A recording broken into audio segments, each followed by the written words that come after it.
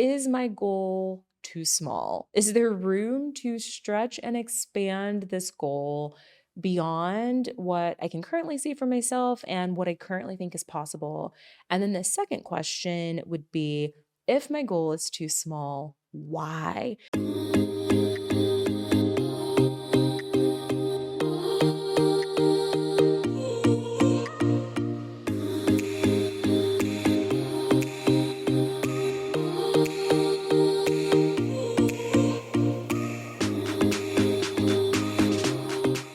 Well, welcome back to I 2023. I know we made it to the new year. How was your holiday season? Oh my gosh, it was actually really good. It was actually really good. I spent a week in DC with my family.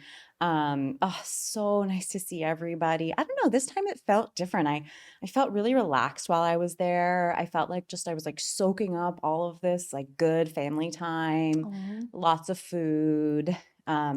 Some of my family, I feel so bad. They actually came down with COVID. Oh, So we got to see each goodness. other for like the first few days and then everybody was like isolating. But I Is don't know. everyone okay? Everyone seems to be fine and recovering. That's good. Yeah. Um, but even like, I think because of that too, there was actually like a little bit more, there was more relaxation, because it's so bad to but because, multiple family members were like in isolation, it was like, Yeah. Okay, but like I get it because I do feel like sometimes when everyone's together in one place, you do feel a lot of stress that like these are the 5 days of the year that I right, got to make it happen while I'm in town and I have to see everyone. We have to right, make memories right now. yeah, So I can actually understand yeah. And I that. mean, I love them to death. Would want nothing more to spend more time with them, but it was a good pace, I guess. That's good. Yeah. Yeah. That's good. How was your It was good. It was good. I got to spend a lot of time with family, which was amazing, wonderful. And I heard something that really struck a chord with me, Ooh. which was this video that I watched, and this girl was like, the Christmas magic feeling that we're all chasing is Mm. actually the unpaid labor of women. Oh, oh, And I was like, that is so true. that could be true. It's so true Well, it's because one of the factors, let me say. it's one of the factors, but I realize that it's a major, major factor in my family when I think Uh-huh. about holidays. Like literally since I've been a little kid, it's always been about one of my aunts or grandma, which, a lot of people have passed on since then and transitioned, but it's always typically in my family a woman who's cooking some big, well thought out, well planned, magnificent meal for everyone to enjoy and planning lots Uh-huh. of activities and, games and fun things. And then like this year, my mom did the whole like family matching pajamas Oh, thing. that's so cute. Yeah, it My was little sister and her 4 kids and husband do that every year. It's the Oh, it cutest. is. Like it's super cute and it's super fun, but it was so funny because we had our matching jammies and my grandpa didn't want to wear them. He woke up on Christmas morning and came out of his room dressed in like a regular outfit. And I was like, why aren't you in uniform? Like go back and put on your Christmas jammies. Who was it supposed to be? You, your mom, And my grandpa. Uh-huh. Yeah. And he was like, oh, well, like I have errands to run. And I was like, I don't care. Put on your Christmas jammies. So we like eventually got him in the shirt, but not in the pants. But I'm like, yeah, like mom has worked so hard to make this such a magical feeling and event for everyone to like be here together and make our time special. So I'm like, yeah, just shout out to all the women. Shout out to all the women making the magic of Christmas happen. Yes. Oh my God. I loved that. I saw this meme too that was something like a 6-year-old said like, oh, well, Christmas is the best holiday because Santa has the work. Santa does all the work and my mom can relax. And of course, a fictional man. Of course, a fictional man gets to take all the credit for the work that mostly the woman does. Of course. Of course, that's how it works. Like Mrs. Claus really like missed her calling to get more credit. Okay, but we are forgetting we're in 2023 right now. I know. I know. We're recording a little early. The new year has passed. Or I guess people the new are probably year has over started. this. Like, get on with it. Something like that. We're just trying to prolongate. Is that a word? The Christmas magic. Yeah, I think that's good. Yeah. Wait, is it prolongate or elongate? I mean, isn't elongate for a physical Maybe thing both. and then prolong? Prolong. Not prolongate. But I Wow. like I went to Harvard. prolongate. Let's just make new words. I like it. I like You know, like Yeah. if Paris Hilton can come up with sliving and trademark it and turn it into something legitimate that I didn't even know that. I thought she came up with that's hot. oh, she did. And she trademarked that. Talk about like a smart ass Wait, that was in businesswoman. like 2004 she did that or something, right? Yeah. Wait, now so it's she had living? that's hot. And then she like trademarked that. So then anyone who uses that's hot on any kind of like merchandise, t-shirt, coffee mug, notepad, whatever, has to pay her. Oh my God. And then her latest thing is sliving. I genuinely What love is her. sliving? I think it's like slay and living together. I probably just Wow. messed that up. But when you hear her say it, it's a vibe and you just know what it means. We definitely need to trademark a couple phrases of ours. I know. Thinking of the new year. Yes. And the new girl year ahead. bossing, but girl bossing in a much more authentic way Yes. than the traditional girl boss sort of persona. I would really love to talk about goals. So I know in our last episode of the first season of season 1, we talked a lot about goals, how to create goals, but I think there's a different angle that people don't consider when they're thinking about goals or milestones. And I'm really excited to dive into that today. Okay, let's do it. Yeah. So have you ever created a goal and then realized that maybe it was a little too small? Yes. I think that's okay. Wait, first of all, I want you to repeat that sentence because I feel like that's the magic of this episode. So have you ever created a goal and then realized that it was a little too small? And I guess that could be a confusing sentence in itself. So just to clarify, there are times where you may set a limit for yourself or set a goal for something that you think is big, but in reality, it's quite small in comparison and alignment to your potential, to your brilliance, to your excellence. And I know that I've done this before, and I've also seen a lot of friends do it. I've witnessed tons of people and just like some of the circles that I run in doing this where they create a goal, it sounds great, and other people are thinking that is like so tiny in comparison to the potential that you have and all of the things that you can accomplish. And I've done that a number of times and been called out on it, which is actually quite nice when someone does that. I'm excited to hear some examples. Yeah, but I will answer. Yeah. I think first of all, if you're listening to this, I want you to be thinking about how this applies to you in your life, like if you've done this, right? But I think that the whole framework of like SMART goals that you may or may not have, I think Ashley's going to explain later, actually could be limiting if you're not approaching it right. Because to your point, we don't know what our potential is. And we actually don't know what is attainable until we like give it a go, right? Because humans have the potential for just like, and this is science, like humans have the potential for so much more than we can think of in this moment. We cannot foresee all that we're capable of.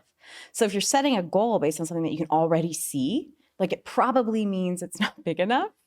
And when I realized that, I do think a lot of things started changing. But it's hard to like always realize that, like it's hard to realize it for yourself. It's easy to like realize, it's easier to call it out on somebody else, right? Oh, 100%. Like I remember, I guess when you ask me that question, what comes to mind is my career switch. So, from government CEO, not government CEO, sorry, like government contracting CEO, to recording artists, right? Like when I thought about becoming a singer-songwriter, like the only thing, and this is why it took me so long to make this transition, because the only thing I could think of in my mind was this idea of like, it became like a joke. It became like a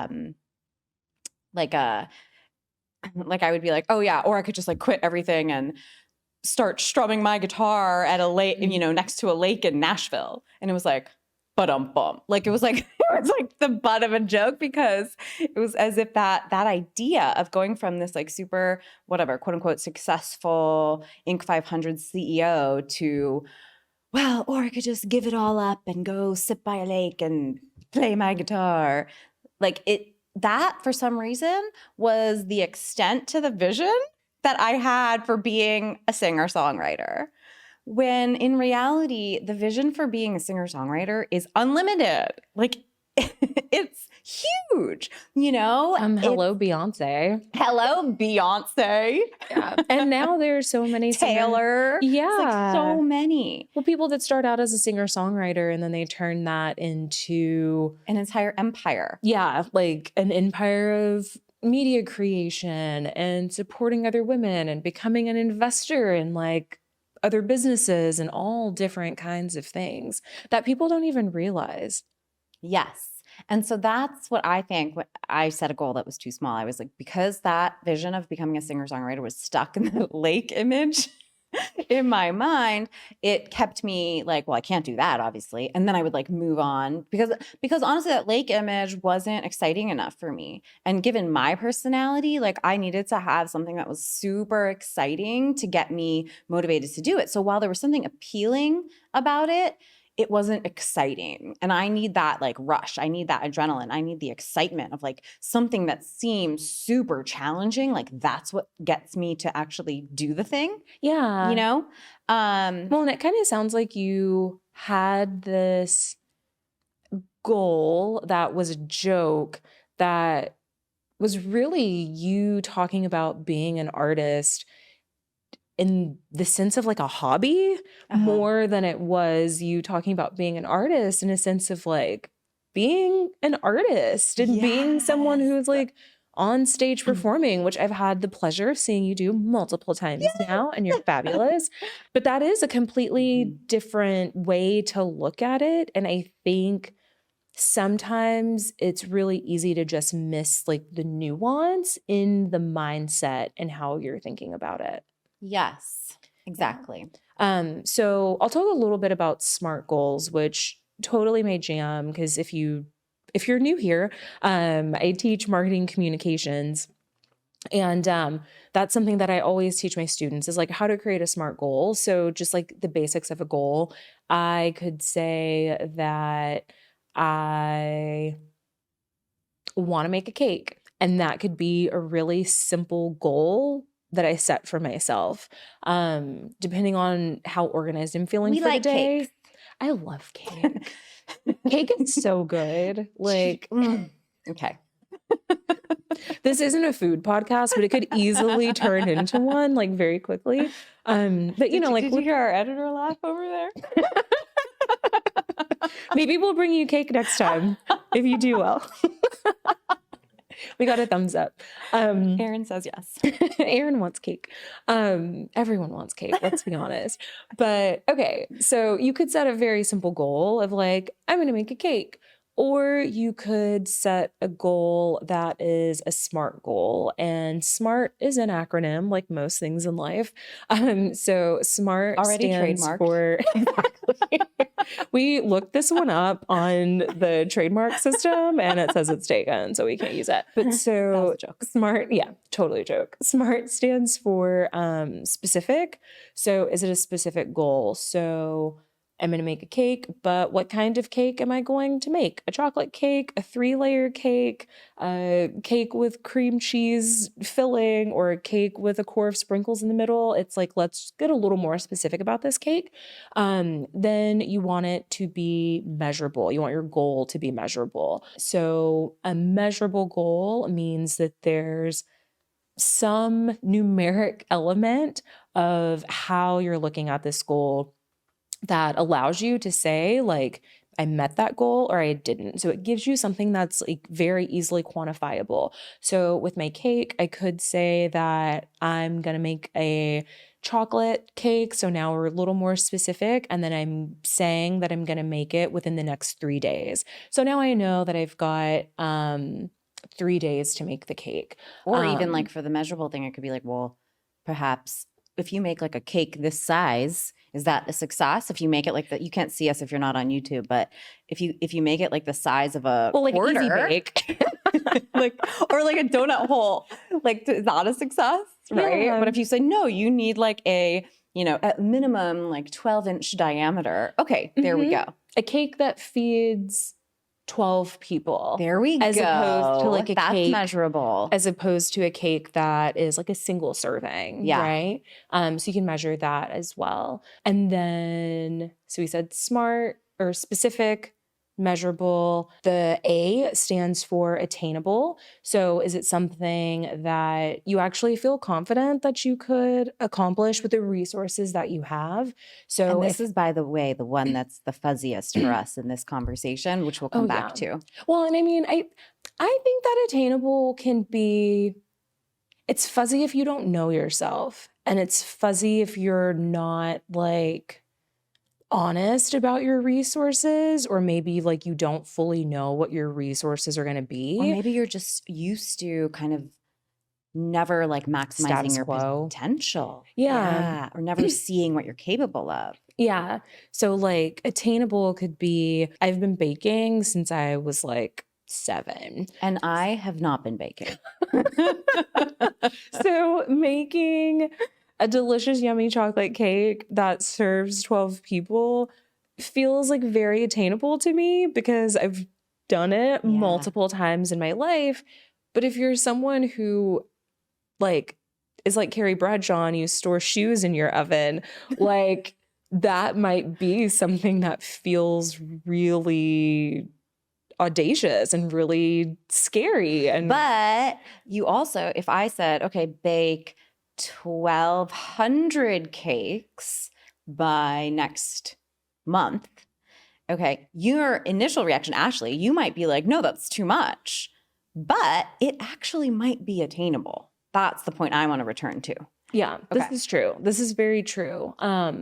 So with attainable, like with whether or not your goal is attainable, it is about knowing yourself, knowing your skill, and then sort of understanding what might be a stretch versus something that you might need like a little more support or a little more resource. Right. You might need other people involved. You might only be thinking about what can I do myself. The attainable has so many different ways of deciding whether something's attainable or not. Because if you're thinking of just your skill set or just your effort yourself, maybe it's not attainable. But it's always wise, and we're going to come back to this, to expand that outlook. And well, if your goals you can achieve simply with your own personal effort, then your goals aren't big enough. 100%. Right. Because maybe you've never stepped foot in a kitchen. Maybe you've never baked a cake, but in order to make this cake, maybe you sign up for a class. Like there are classes where you can go and people will walk you through making desserts. I've taken them before. They're super fun. Yeah.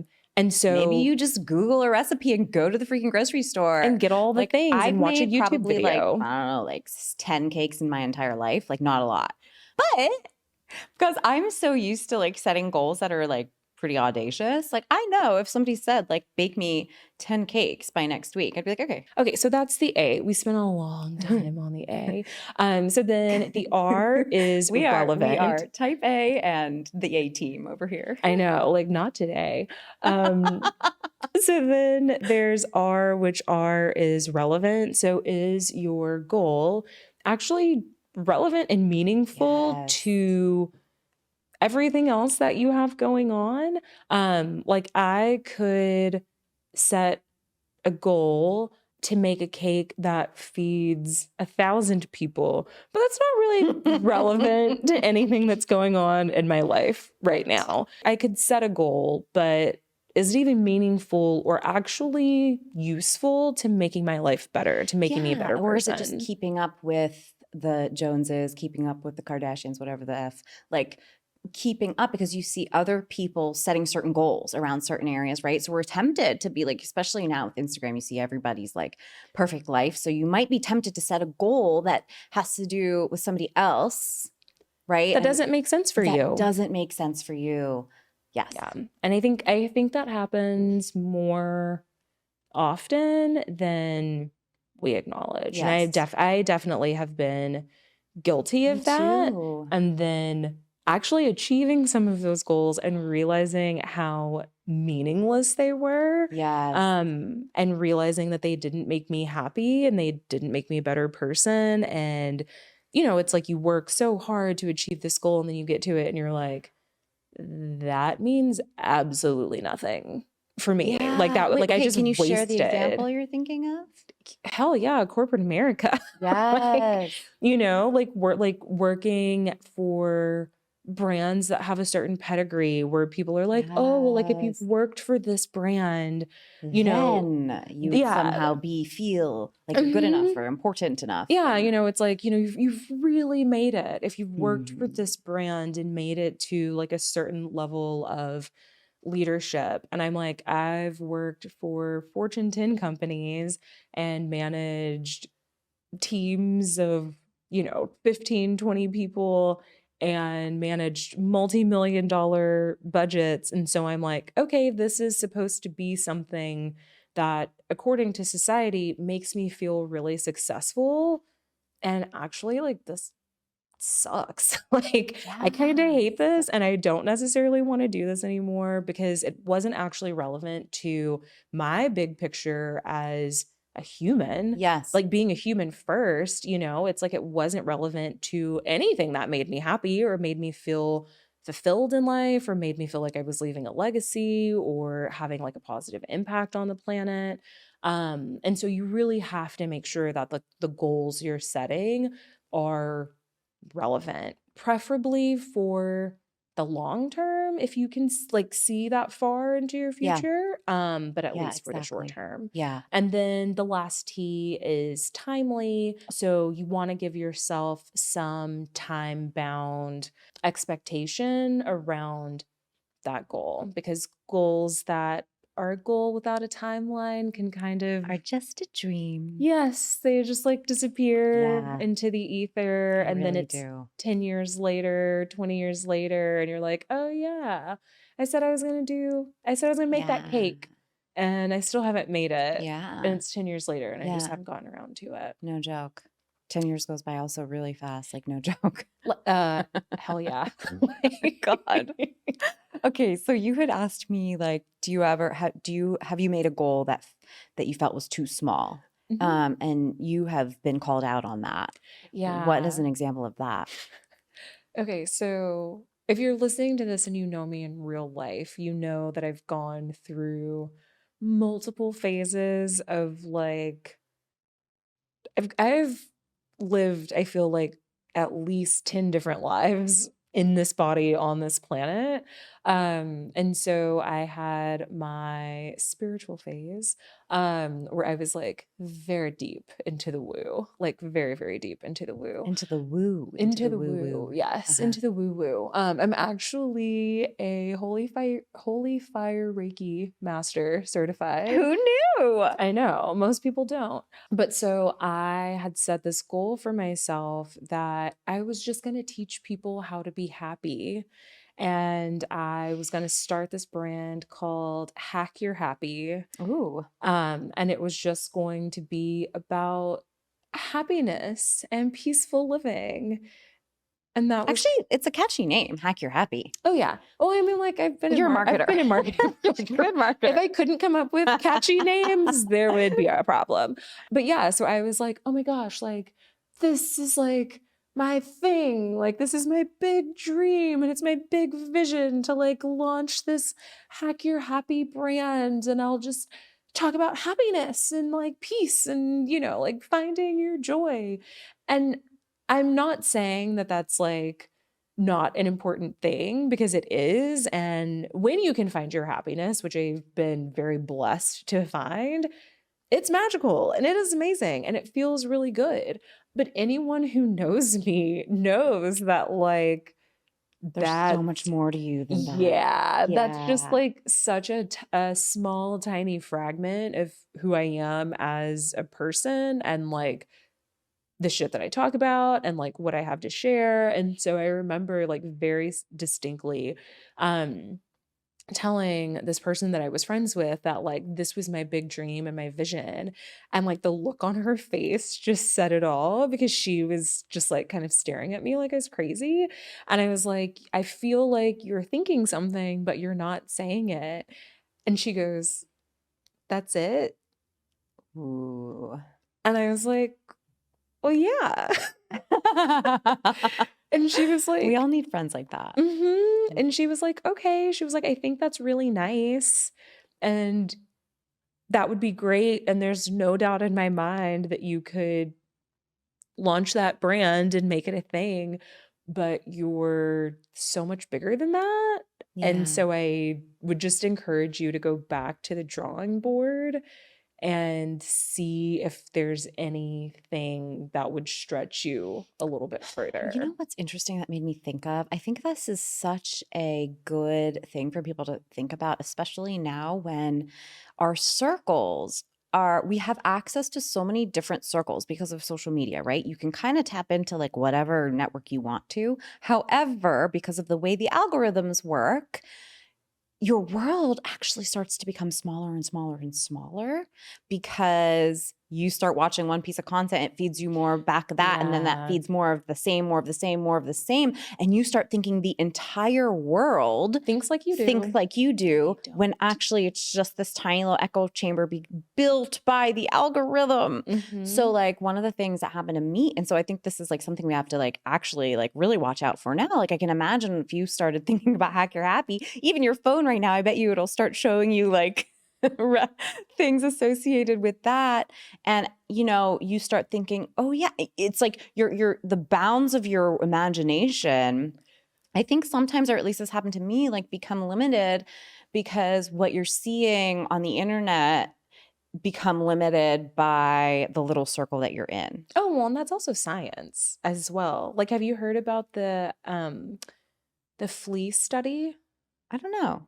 So there's this study, and I'll have to look up like the hard specific details of it, but there's this study where they basically put a bunch of fleas in a cup and then put a lid on the cup, and it basically trains the fleas Oh to yeah. only Oh yeah. jump that height. So then even And when not you even fleas, I remove, think with even more intelligent animals. But anyway, go ahead. yeah, but Yeah. then it's like you remove the lid They and don't jump. they're They still don't just get out gonna of there. jump as high as the lid was because that's what they've been trained to. And I think it's easy for us, like for everyone, anyone listening, it's easy to be in your own circle, be in your own kind of like day-to-day flow of life and what you're used to, and get to this point where you start to see yourself in a very limited bubble and from a very limited frame. Yeah.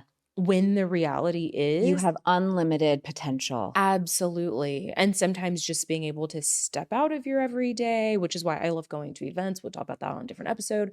But like being able to step out of your everyday, be in a different environment can sometimes just shake you up. It literally, yeah, it changes your state, it changes your nervous system, it changes the thoughts you think, it changes everything. Yeah. So yeah, like having goals and making them smart goals is a good thing to do. That's one way to look at it. But a lot of times you do have to consider like, what is my threshold for attainability? And Mhm. is that being set by something that maybe isn't representative of everything that I am and all of my potential and all of the resources that I either already have access to, could Or could create. have access to. Yeah, could Mhm. create. Yeah, it's like you have to think big. Think You're bigger. thinking small, but you got to think big. Like, That's a it's TikTok video. oh, it's like stop playing. Most of us are playing small unintentionally. Yeah. And I think if there's one kind of takeaway from this episode, it would be you probably are thinking small and you might not know it. Yes. You might not know it. Yeah, you might not know it. And also, if you realize that you're playing small, because I think sometimes we do know it. I think Mhm. sometimes you can catch yourself playing small, and then the question becomes like, why am I playing so small? Is it because of my own limiting beliefs? Is it because of an insecurity that I have?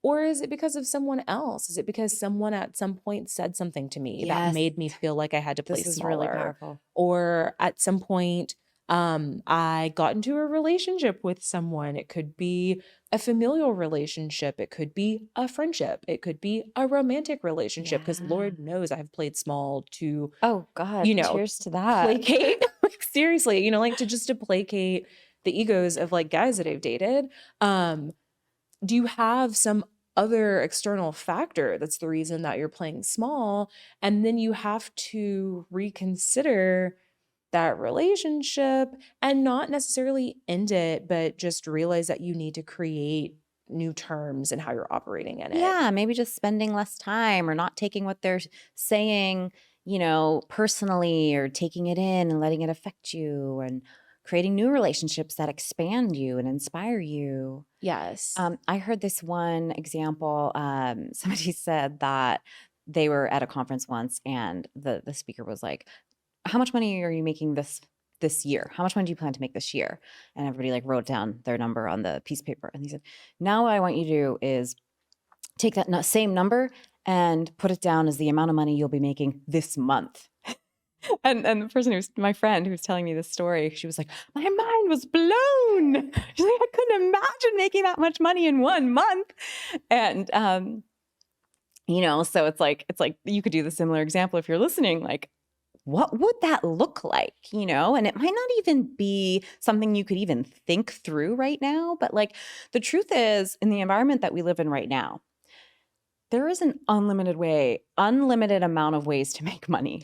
Oh, absolutely. And you could actually start to get really creative. And if you really wanted to or really needed to, which may not be the right decision for you right now because it would entail certain trade-offs, but if you really wanted to or really needed to, you could probably figure out a way how to make that number that you're going to make by the end of the year instead make it by the end of this month. 100%. And even for like non-financial goals, like there are times where I've made goals around fitness for myself.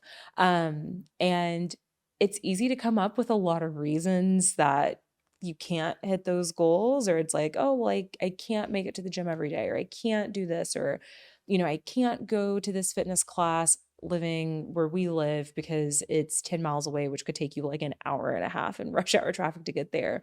But there's always a way around it. It's like maybe you're getting up early, or maybe you're going to the gym late and you're just finding a way to create some stability and some consistency in your life.